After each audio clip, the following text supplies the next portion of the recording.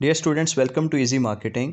Last lecture में हम लोग सेगमेंटेशन के बारे में पढ़ रहे थे। ये सेशन उसका पार्ट 2 है, जिसमें हम सेगमेंटेशन की थर्ड टाइप साइकोग्राफिक सेगमेंटेशन के बारे में पढ़ेंगे।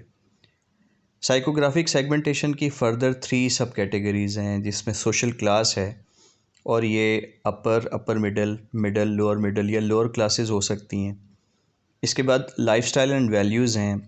वैल्यूज़ से मुराद वो लाइफ प्रिंसिपल्स हैं जिनके तहत हम अपनी ज़िंदगी गुजारना चाहते हैं। और इसके बाद पर्सनैलिटी है, जो मुख्तलिफ़ करैक्टरिस्टिक्स की बेस पे हम उसे डिफ़ाइन कर सकते हैं, जैसे अथॉरिटेटिव है, आउटगोइंग है, कंपल्सिव है, एम्बिशियस है, या इसके अलावा भी हो सकती हैं। तो जब हम segmentation based on social classes करते हैं, तो इसमें हम देख रहे होते हैं कि हमारी जो टारगेट मार्केट है उसकी बाइंग पावर या अफोर्डेबिलिटी क्या है। ज़ाहिर है कि जो होंडा बाइक है वो ऐसे लोग ख़रीदेंगे जो लोअर मिडिल क्लास या लोअर क्लास से ताल्लुक़ रखते हैं, और मेहरान जो है वो मिडिल क्लास या अपर मिडिल क्लास के लिए है, जबकि BMW जो है वो सिर्फ़ अपर क्लास ही अफोर्ड कर सकती है। इसके बाद है segmentation based on values and lifestyle. तो यहाँ पे आप देख सकते हैं कि जे डॉट के ऐड में मशरक़ी लिबास यानी कुर्ता शलवार जो है वो दिखाया गया है, जबकि यूनिवर्थ का जो लेफ़्ट साइड पे ऐड है उसमें एक एग्जेक्टिव लाइफस्टाइल जो है वो दिखाया गया है, जबकि राइट साइड पे जो है यूनिवर्थ का ऐड उसमें प्रोफेशनल अटायर दिखाया गया है। और ऊपर वाले ऐड में जो बीजन का ऐड है इसमें कंज़र्वेटिव यानी एक जो ट्रेडिशनल ख़ातून हैं वो दिखाई गई हैं। इसी तरह से सेगमेंटेशन बेस्ड ऑन पर्सनैलिटी, तो यहाँ पे दिखाया गया है राइट साइड पे जो विजन का ऐड है, इसमें एक आउटगोइंग या एक्सट्रोवर्टेड या एक्साइटेड फीमेल दिखाई गई हैं। कासिम अली शाह साहब जो हैं वो एक एम्बिशियस पर्सनैलिटी के तौर पे दिखाए गए हैं, जबकि जो नीचे वाला ऐड है उसमें एक अथॉरिटेटिव या बॉसी एटीट्यूड के साथ एक साहब को दिखाया गया। इसके बाद सेगमेंटेशन की चौथी और आखिरी जो कैटेगरी है, और मैंने आपको बताया था कि इसे आप कैटेगरी कह लें, बेस कह लें, टाइप कह सकते हैं, या उसका मेथड कह सकते हैं कि किस तरह से सेगमेंट्स बनते हैं। वो बिहेवियरल सेगमेंटेशन है, जिसकी आगे बहुत सारी टाइप्स हैं।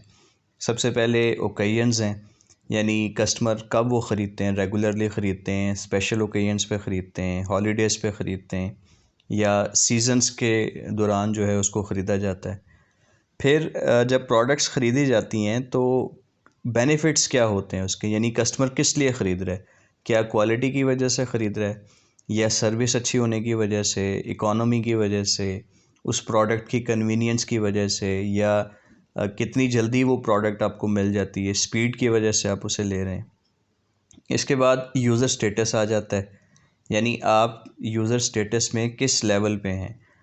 हो सकता है कि आप अभी यूज़र ना हों, या हो सकता है कि आप एक्स यूज़र हों, पहले आप इस्तेमाल करते रहे। आप फ्यूचर यूज़र यानी पोटेंशियल यूज़र भी हो सकते हैं, फ़र्स्ट टाइम बायर हो सकते हैं, या आप रेगुलर यूज़र हो सकते हैं। फिर यूज़र रेट्स हैं, यानी आप कितनी ज़्यादा बाइंग करते हैं, इंटेंसिटी क्या होती है। लाइट आपका जो है वो यूज़र रेट हो सकता है, मीडियम हो सकता है, या बहुत ज़्यादा बाइंग अगर आप करते हैं प्रोडक्ट्स की तो वो हैवी हो सकता है। फिर लॉयल्टी स्टेटस है, आप लॉयल नहीं हैं, या मीडियम लेवल की लॉयल्टी है, या बहुत ज़्यादा लॉयल्टी है, या एक्सट्रीम किस्म की लॉयल्टी है। रेडीनेस स्टेज, यानी आप कितना ज़्यादा उस ब्रांड को जानते हैं, या कितना ज़्यादा विलिंग है उसे ख़रीदने के लिए। तो अनअवेयर हैं, जब आपको ब्रांड के बारे में पता नहीं है। अवेयर हैं, जब आपको इन्फॉर्मेशन है। इन्फॉर्म्ड हैं, जब बहुत ज़्यादा इन्फॉर्मेशन है। इंटरेस्टेड, जब आप इन्फॉर्मेशन के साथ विश भी रखते हैं। डिज़ायरस, जब आप ख़रीदने के लिए तैयार हैं। और इंटेंडिंग टू बाय, यानी आप ख़रीदने जा रहे हैं या बहुत जल्द आप उसे ख़रीद लेंगे। इसी तरह आपका जो एटीट्यूड टुवर्ड्स प्रोडक्ट है उसकी बेस पे भी सेगमेंटेशन हो सकती है, कि आप प्रोडक्ट के लिए, ब्रांड के लिए बहुत ज़्यादा एंथुसियास्टिक हैं, या पॉजिटिव हैं, इनडिफरेंट हैं, नेगेटिव हैं, या बहुत ज़्यादा हॉस्टाइल हैं। Segmentation based on occasions and holidays, मुख्तलिफ़ जो फेस्टिवल्स हैं, मुख्तलिफ़ जो हॉलीडेज़ हैं, ओकेजन्स हैं, उनको ज़ाहिर किया जाता है। जैसे नेशनल मसाले जो हैं वो बड़ी ईद जब आती है तो ज़्यादा बिकते हैं, क्योंकि उनका इस्तेमाल बढ़ जाता है। तो वो उस चीज़ को अपने एड्स में भी रिफ़्लेक्ट करेंगे। इसी तरह से क्रिसमस के मौका पे जो कोको कोला का ऐड है वो आपको दिखाया गया है, जिसमें सेंटा क्लॉज भी नज़र आ रहे हैं। और मैकडॉनल्ड्स वालों ने जो दिवाली का ऐड है वो किस तरीके से डिज़ाइन किया है वो आप देख सकते हैं। इसके बाद है segmentation based on benefits offered. जैसे लेमन मैक्स के ऐड में जो सेविंग्स हैं वो ऑफ़र की जा रही हैं। इसी तरह से एप्पल मोबाइल जो है ये स्टाइलिश है, और जो फेविकोल है इसमें मजबूती दिखाई गई है। फिर जैज़ के ऐड में जो है वो कस्टमर कन्वीनियंस को शो किया गया है। और जो फेडेक्स का ऐड है इसमें एक्सटेंडेड सर्विस दिखाई गई है। अगर आप गौर करें तो ऊपर जो मैप है वो एशिया का है और नीचे ऑस्ट्रेलिया का है। एक्सटेंडेड सर्विस से मुराद है कि ये एशिया से ऑस्ट्रेलिया तक की सर्विस जो है वो ऑफ़र कर रहे हैं। इसके बाद segmentation based on user status है, और मैं आपको पहले बता चुका हूँ कि जो यूज़र्स हैं उनका स्टेटस मुख्तलिफ हो सकता है। हो सकता है कि कोई अभी यूज़र ना बने हों, या फ़र्स्ट टाइम यूज़र हों, या रेगुलर यूज़र हों। जैसे कोलगेट हर्बल का अगर आप ऐड देखें तो इसमें एक सिनेरियो दिखाया गया है कि एक मेहमान किसी दावत में जाते हैं, लेकिन मसूड़ों की जलन की वजह से अपना जो पसंदीदा खाना है वो नहीं खा सकते। तो वहाँ पे जो मेज़बान हैं वो उन्हें कोलगेट हर्बल रिकमेंड करते हैं। यानी यहाँ पे फ़र्स्ट टाइम यूज़र वाला जो स्टेटस है वो शो किया गया। इसी तरह जो कोलगेट मैक्स है इसमें एक रेगुलर यूज़र जो है वो दिखाए जाते हैं। Segmentation based on user rate भी हो सकती है, यानी जब कस्टमर बाइंग करते हैं तो कितनी ज़्यादा क्वांटिटी में बाय करते हैं। मिसाल के तौर पे अगर आप मेट्रो का ऐड देखें लेफ़्ट साइड पे, तो इसमें परसुएट किया गया है बाय मोर सेव मोर, यानी वो कस्टमर्स जो ज़्यादा ख़रीदेंगे उनको ज़्यादा सेविंग्स जो है वो मिलेंगी। इसी तरह राइट साइड पे जो नीचे वाला ऐड है वो देखें तो इसमें लेस का एक बड़ा पैकेट दिखाया गया, यानी उन कस्टमर्स का सेगमेंट जो बड़े पैक जो है वो ख़रीदते हैं। और ऊपर वाला जो ऐड है इसमें small sachet of fair and lovely दिखाया गया, यानी स्मॉल बाइंग जो है उसको ज़ाहिर किया गया। और यहाँ पे एक स्टडी जो है वो शेयर करता चलूँ कि 10 to 30% जो कस्टमर्स होते हैं वो 70 to 90% सेल्स का बाइस बनते हैं। यानी बहुत थोड़े कस्टमर्स ऐसे हैं जो बहुत ज़्यादा क्वांटिटी में बाय करते हैं, और इसे आप वेरी फेमस 80-20 रूल के साथ रिलेट कर सकते हैं, जो हमें ये बताता है कि 20% कस्टमर्स 80% सेल्स जो है वो देते हैं, और बाकी जो 80% कस्टमर्स हैं सिर्फ 20% सेल्स का बायस बनते हैं।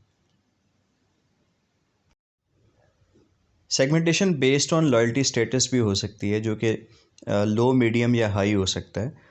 और इस लॉयल्टी स्टेटस को ब्रांड्स जो हैं वो अपने एड्स में या अपनी टैग लाइन्स में भी शो करते हैं। जैसे कि आप पेप्सी के ऐड में देख सकते हैं, आप मैकडोनल्ड्स की जो टैग लाइन है वो देख सकते हैं, और इवन जो बर्गर किंग है उसमें उन्होंने दिखाया है कि नेक्स्ट इसका पॉइंट 258 किलोमीटर है। तो जो बर्गर किंग लवर्स हैं वो 258 किलोमीटर आगे जाने के लिए भी तैयार होंगे। ऑब्वियसली ये एग्जैजरेशन है और फॉर फन दिखाया गया, लेकिन ये लॉयल्टी स्टेटस को जो है वो रिफ्लेक्ट कर रहा है। नेक्स्ट जो सेगमेंटेशन है that is based on readiness stage and attitude. जैसे अगर आप ऊपर होंडा वाले ऐड में देखें तो इसमें लिखा हुआ है मैं तो होंडा ही लैसा, यानी कस्टमर का एक हाईली रेडीनेस लेवल जो है वो शो किया गया। सिमिलरली जो कस्टमर्स का एटीट्यूड क्या है टुवर्ड्स द प्रोडक्ट वो नीचे वाले दो एड्स में दिखाया गया है। जैसे अगर आप स्प्राइट के ऐड में देखें तो यहाँ पे एक पॉजिटिव या एक्साइटेड एटीट्यूड जो है वो नज़र आ रहा है। और अगर आप राइट साइड वाला जो कोक का ऐड है वो देखें जिसमें उनका कंपेटिटर पेप्सी भी दिखाया गया है, तो ये एक हॉस्टाइल या एग्रेसिव एटीट्यूड को शो कर रहा है।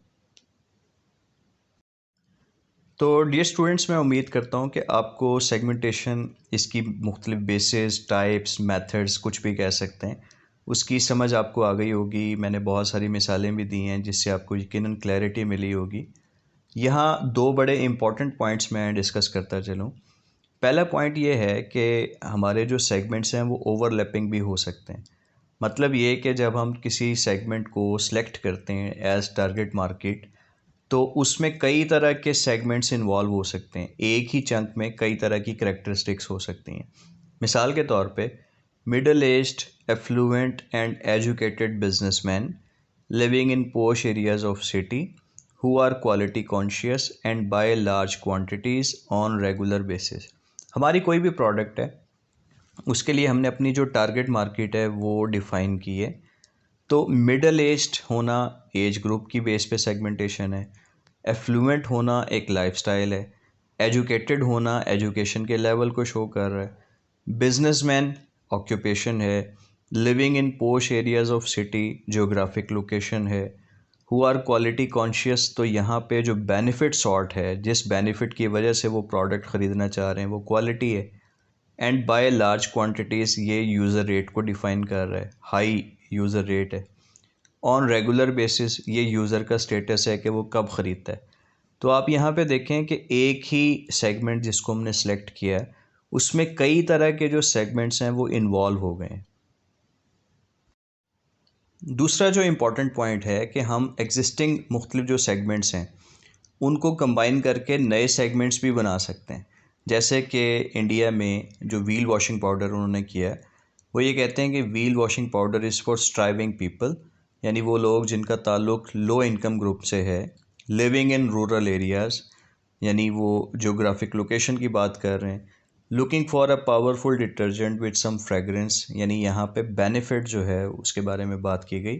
वो लोग जो गरीब हैं, लो इनकम हैं, रूरल एरियाज़ में, गाँव में रहते हैं और वो एक ऐसा डिटर्जेंट चाहते हैं जो ना सिर्फ कपड़ों से मैल साफ़ करे बल्कि उसकी खुशबू भी बहुत अच्छी हो। तो ये 3 मुख्तलिफ सेगमेंट्स थे जिनको मिला के एक नया टारगेट सेगमेंट जो है वो बना लिया गया।